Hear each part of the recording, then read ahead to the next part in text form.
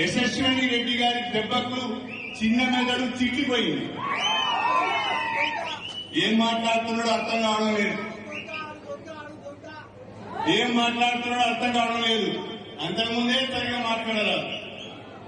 ఇక ఇప్పుడు ఈ దెబ్బలకు, ఝాన్సీ కొట్టిన దెబ్బకు, యశస్విని రెడ్డి కొట్టిన దెబ్బకు ఏం మాట్లాడాలో బిత్తిరి మాట్లాడుతున్నాడు. అంత అయోమయంగా మాట్లాడుతున్నాడు.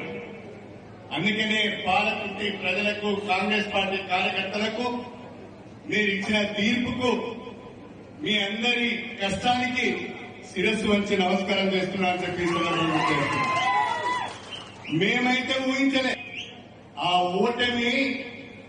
ఓటమి మామూలు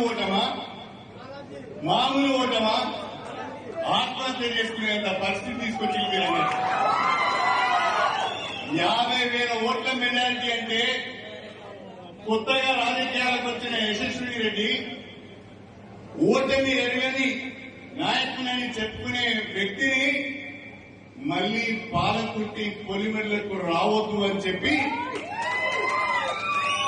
బ్రహ్మాండమైన గెలుపును మీరు యశస్విని గారికి ఇచ్చారు.